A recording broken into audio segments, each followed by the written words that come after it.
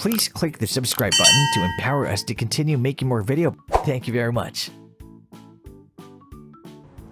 I'm going to take this time to explain the rest of the campaign objectives and why I am almost always using the conversions campaign. To a smaller extent, I use lead generation, and very seldom I use engagement, but I seem to ignore everything else. And why should you consider doing that as well? Okay, so I'm just going to give you a quick rundown on the other campaign objectives, just so you know why we always use conversions most of the time, and to a small extent even lead generation or engagement, but we pretty much ignore the rest. Okay, so let's take a look at brand awareness and reach. So if you take a look at this icon here, it says show your ads to people who are most likely to remember them, and reach sounds rather similar. Show your ads to the maximum number of people. So this is kind of like where boost post actually comes in.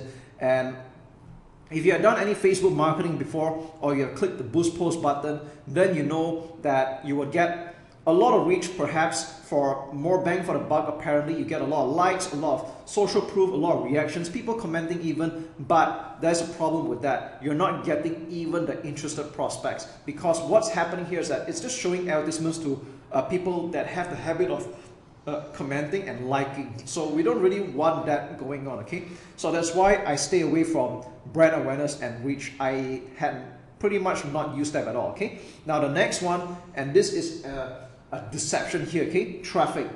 Send people to a destination like a website, app, Facebook event, or messenger conversation. Now when you take a look at out of all the campaign objectives here, this seems to be one of the considerations that make a lot more sense, right? But I'm just going to warn you up front, stay away from using traffic objective, okay, despite the way it sounds, because what's happening here is that you're going to get most probably a lot of clicks. So you get a low cost per click. A lot of people are clicking on your Facebook ad, and it might seem exciting initially, just like boost post. But the problem is that Facebook is serving your advertisement to people or Facebook users that are very click happy. That means they have a certain behavior of always clicking on things, and you might know some friends or some Facebook users that are like that. Now imagine that your advertisement is going out to people like that, and you're not going to get any purchasers or even a lead for that matter. So don't do that. It's rather deceptive. Stay away from it. Okay, I've spent quite a bit of money doing this. I do test it every now and then, and if you don't believe me, feel free to spend a little bit of your money to test this out, and you'll find that this is also the case. All right, so out of all the campaign objectives here, this is probably the most deceptive, and where a lot of people initially will lose their money. So stay away from it. Okay, always go with conversions. Now I'm just going to move down chronologically. Let's go with engagement. So this is where you can get like post engagement, page likes. All right, so if you're ever buying likes, this is normally what the campaign objective is. Now I'm not against people buying page likes, especially if you're just starting out. You clearly do not want to have an empty Facebook page with just like 0 to 1 like. And if you're not able to get some of your friends or acquaintances to come and like your page, but you want to look a little bit more credible, then it's okay to buy a bit of likes. But again, I don't recommend that you spend a lot of budget buying page likes, because that's not where the income is going to come from. That's not where the action is going to be at. All right, so if you're going to buy page likes, you can go ahead. I'm just saying, don't spend a lot of money doing that. Okay, spend most of your budget on conversions. All right, so next up, we go to app installs. Okay, this is not applicable unless you're doing apps. Oh, let me just backtrack a little bit. Okay, there's this thing called post engagement, where you get like people sharing and commenting and all that. Now again, this is like probably my third distant campaign objective. But if you're running a restaurant and you're doing promotions, then doing an engagement post would make a lot of sense. So for example, if you're running an F&B or a restaurant and you're doing maybe like a buy one free one meal promo, 50% off, visit at lunch hour, like 12 to 3 p.m, you're going to get a very good deal at our restaurant. Then okay, it makes sense using an engagement, because people here have this behavior of sharing good deals. So it kind of makes sense to use engagement for F&B and restaurants or something like that. Okay, so app installs only if you're having apps.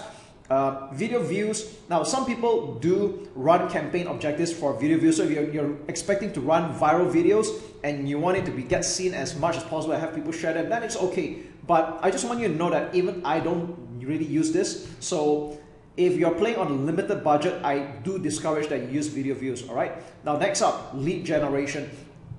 Now, lead generation is a campaign objective you can choose if you want to get people signing up to a form without having a website.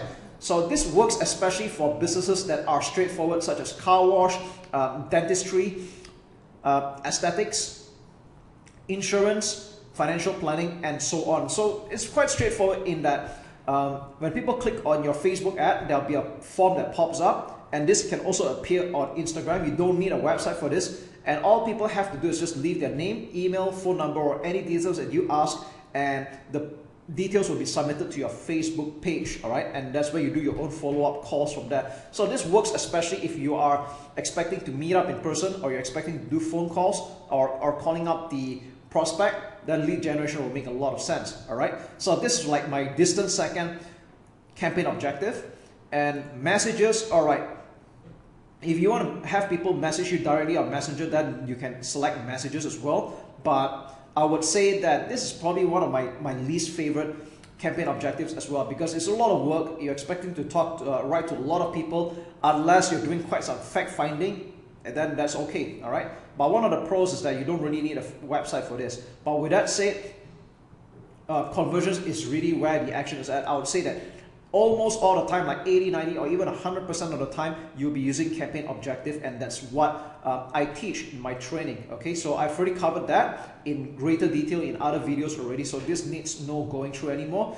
And followed by catalog sales and store traffic. So catalog sales only makes sense if you are having a catalog on your Facebook page, and store traffic if you are running Facebook ads to e-commerce. But then again, you should still be using conversions.